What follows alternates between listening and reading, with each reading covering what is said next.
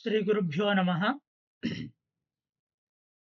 योगेन चित्तस्य पदेन वाचां मलं शरीरस्य च वैद्यकेन योपाकरोत्तं प्रवरं मुनीनां पतञ्जलिं प्राञ्जलिरानतोऽस्मि।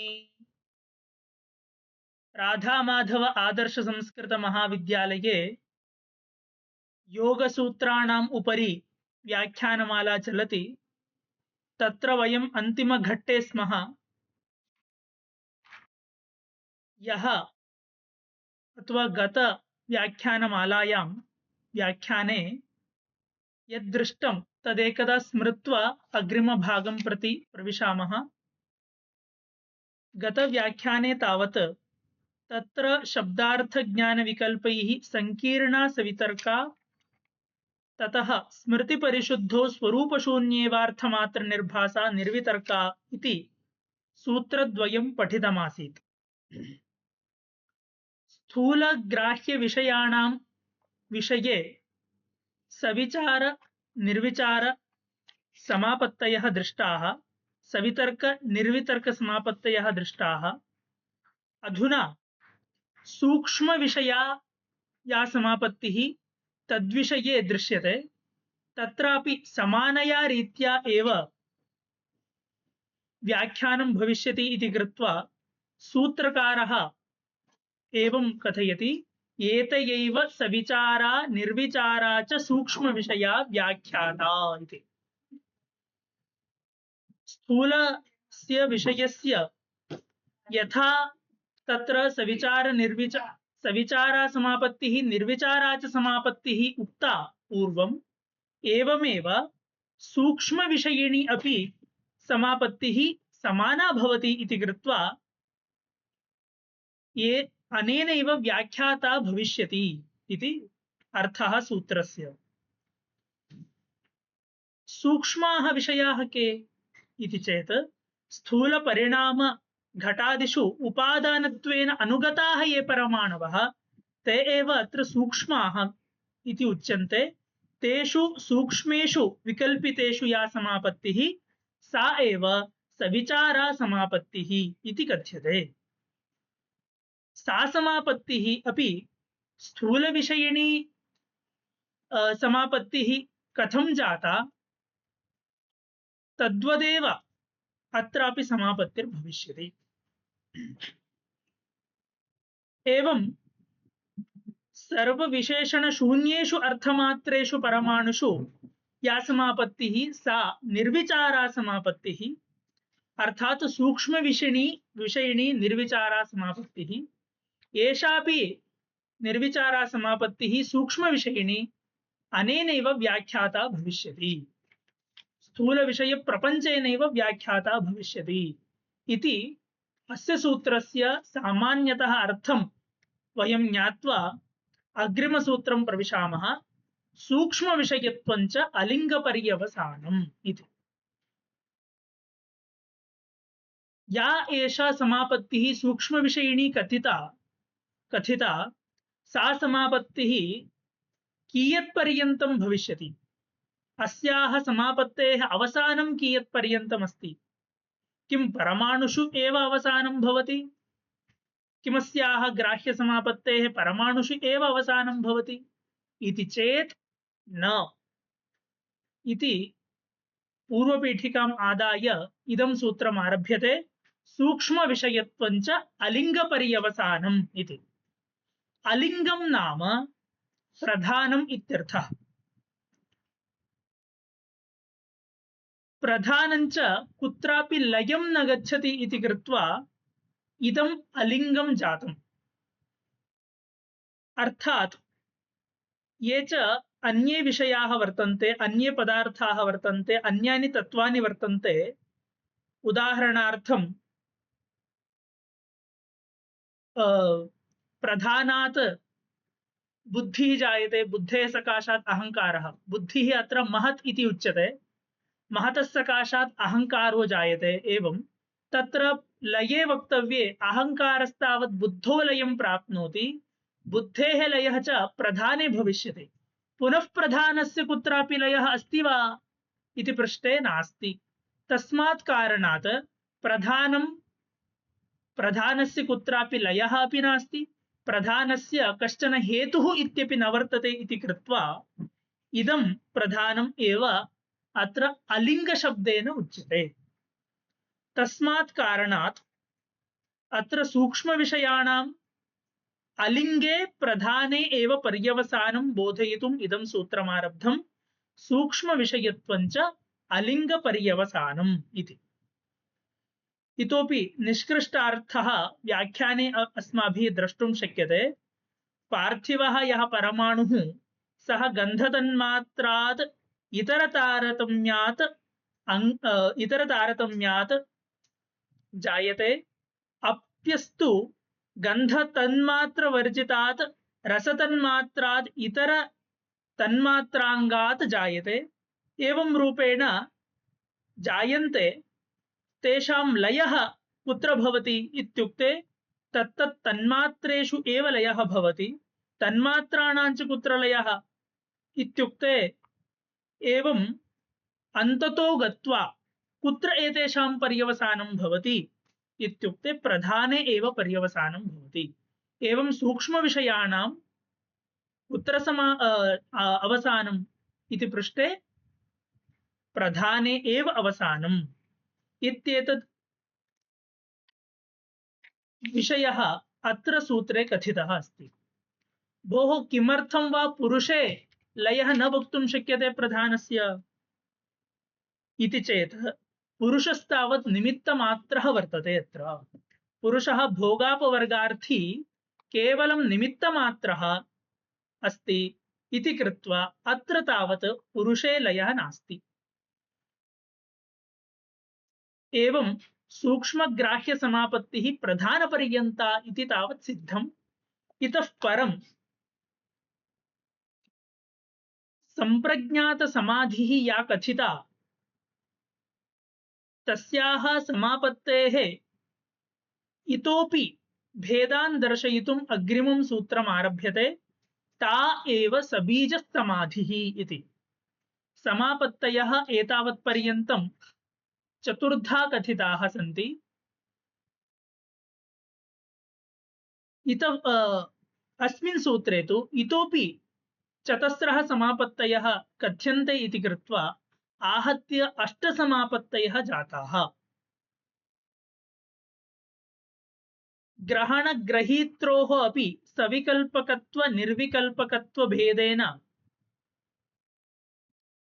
पुनः चतस्रः समापत्तयः भवन्ति। काः ताः इत्युक्ते सानन्दा, आनन्दमात्रा, सास्मिता, अस्मिता मात्रा च इति चतस्रः समापत्तयः भवन्ति। तथा च 8 समापत्तयः जाताः सबीजसमाधिः इत्युक्तत्वात्। एवं समापत्तेः विषये संप्रज्ञात समापत्तेः विषये कथयित्वा इतः परं निर्विचार समापत्तेः विषये कथयितुम् आरभते। तत्र संप्रज्ञात समाधेः अपेक्षया निर्विचार समापत्तिः या वर्तते सा फलतः अतिशयत्वं भजते इत्ययमपि विचारः अग्रिमसूत्रेण उच्यते। तच्च सूत्रमस्ति निर्विचारवैशारद्ये अध्यात्मप्रसादः इति। निर्विचारवैशारद्ये अध्यात्मप्रसादः। रजस्तमोमलशून्यं यद् बुद्धिसत्त्वं वर्तते तस्य बुद्धिसत्त्वस्य प्रधानतत्त्वपर्यन्तं सूक्ष्मविषयविषयकः यः वृत्तिप्रवाहः वर्तते स एव वृत्तिप्रवाहः निर्विचारसमाधौ वैशारद्यम् इति उच्यते। इतोप्येकदा कथयामि। रजस्तमो मलापेतस्य बुद्धिसत्त्वस्य यः प्रवाहः प्रधानतत्त्वपर्यन्तः यः वृत्तिप्रवाहः वर्तते स एव वृत्तिप्रवाहः निर्विचारसमाधौ वैशारद्यम् इति कथ्यते। यदा वैशारद्यं भविष्यति तदानीम् आध्यात्मप्रसादः भविष्यति इति सूत्रस्य सामान्यतः अर्थः अस्ति। निर्विचारवैशारद्ये अध्यात्मप्रसादः इति। तत्र अध्यात्मप्रसादः इति शब्दः यः अस्ति तस्य विज्ञान भिक्षुः एवं रूपेण विभागं करोति अथवा एवं रूपेण अस्य समासं प्रदर्शयति। आत्मानौ बुद्धौ वर्तेते इति अध्यात्मं, तादृशः प्रसादः अध्यात्मप्रसादः इति। एवमेव योगभाष्यकारः विवरणकारः एवं कथयति। योगभाष्यस्य उपरि विवरणकारः एवं कथयति। अध्यात्मप्रसादः इत्युक्ते आत्मादिज्ञानविवेकः इति।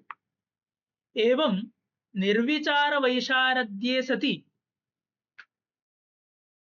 इदं फलं भविष्यति। तच्च फलं किम् इत्युक्ते अध्यात्मप्रसादः इति, अर्थात् आत्मादिज्ञानविवेकः। एवं अस्यैव आध्यात्मप्रसादस्य योगिसम्मतां संज्ञां कथयितुम् अग्रिमं सूत्रम् आरभ्यते। ऋतंभरा तत्र प्रज्ञा इति। निर्विचारसमाधौ यद्वैशारद्यम् अस्माभिः एतावत्पर्यन्तं ज्ञातं तस्य एव या प्रज्ञा सा एव प्रज्ञा ऋतंभरा इति संज्ञया कथ्यते।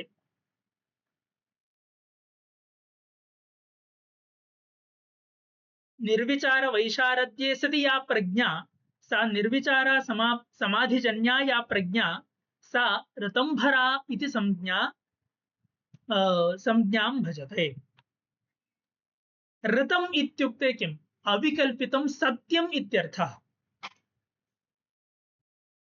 कदाचित् लोकेऽपि वयं प्रयोगं कुर्मः, अनृतं मा कथय, अनृतम् इत्युक्ते असत्यं मा कथय इति। तदनुरोधेन ऋतम् इत्यस्य शब्दस्य सत्यम् इत्यर्थः। ऋतम् अविकल्पितं सत्यम् इत्यर्थः। ऋतं बिभर्ति इति ऋतंभरा भवति। तर्हि व्युत्पत्तिः एवं सिद्धा। ऋतम् अविकल्पितं सत्यं बिभर्ति इति व्युत्पत्तिः भवति ऋतंभरा इति शब्दस्य। तथा च निर्विचार समाधिजन्या या प्रज्ञा सा किमिति संज्ञां भजते? ऋतंभरा इति संज्ञां भजते। इयञ्च संज्ञा अन्वर्थ संज्ञा, अर्थम अनुधावति इति अन्वर्थः भवति। एवं अन्वर्थ संज्ञा एषः, अर्थात सत्यं बिभर्ति इत्यर्थः। यदा निर्विचार समाधिं प्रति गच्छति तदानीम् एषा प्रज्ञा जन्यते निर्विचार समाध्या। एषा एव प्रज्ञा ऋतंभरा इति कथ्यते इति कारणतः तस्यां समाधौ किं भवति? सत्यं यद्वर्तते लोके तद एव हि जानाति अयं योगी इत्यर्थः अनेन सूत्रेण विज्ञातम् अस्माभिः।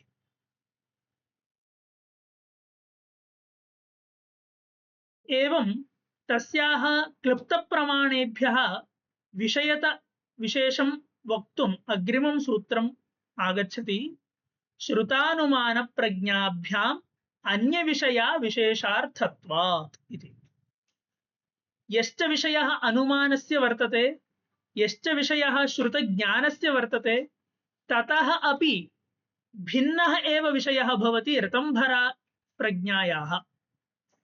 तर्हि ऋतंभरा इति या प्रज्ञा तस्याः विशिष्टः विषयः कश्चन वर्तते इत्येतद्योतनार्थमेव इदं सूत्रमारब्धम्।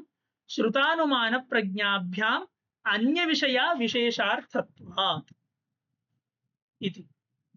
तस्मात् कारणादेव अनुमानरूपा या प्रज्ञा, अनुमान ज्ञानम् अथवा श्रुतज्ञानं तत् सुलभतया अस्माभिः प्राप्तुं शक्यते। एषा तु ऋतंभरा इति प्रज्ञा सा तु अत्यन्तं दुर्लभेन प्राप्तव्या भवति।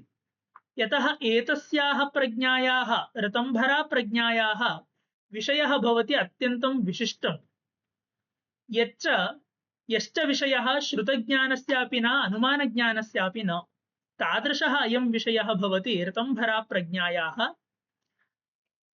एवं रूपेण निर्विचार समापत्तेः अपि विषये कथयित्वा अग्रे अग्रिमं सूत्रम् आरभ्यते। तज्जत्संस्कारोऽन्यसंस्कार प्रतिबन्धी इति। यदा एषा प्रज्ञा स्थिता भवति तदानीं संस्कारेण अस्माकं पूर्वपूर्वजन्मनि अनेकानि कृतानि कर्माणि भवन्ति। तेभ्यः कर्मेभ्यः संस्कारेण वर्तमानाः च ये दोषाः ते कदाचित् समुद्भवन्ति अस्माकं जन्मनि अथवा अस्माकं जीवने। तादृशाः ये च संस्कारेण उत्पन्नाः दोषाः, संस्कारेण उत्पन्नाः प्रतिबन्धाः ये च वर्तन्ते तेषां सर्वेषामपि ऋतंभरया प्रज्ञया बाधः भवति। इत्येतद्योतनार्थम् इदं सूत्रमागतं। तज्जस्संस्कारो संस्कारः अन्यसंस्कार प्रतिबन्धी इति। ऋतंभरा इति प्रज्ञाया वर्तते, तया प्रज्ञया उत्पन्नः यः संस्कारः सः संस्कारः व्युत्थान संस्कारेण ये च प्रतिबन्धाः जायमानाः तान् सर्वान् नाशयति इत्यर्थः।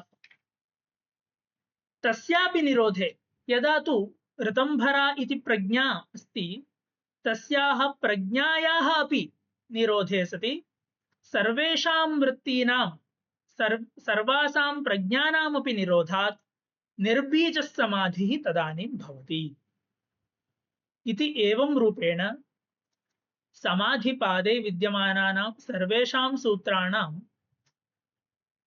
योग सूत्र व्याख्यानमालायाम् अस्यां वयम् उक्तवन्तः, प्रकटितवन्तः यथाशक्ति यथामति।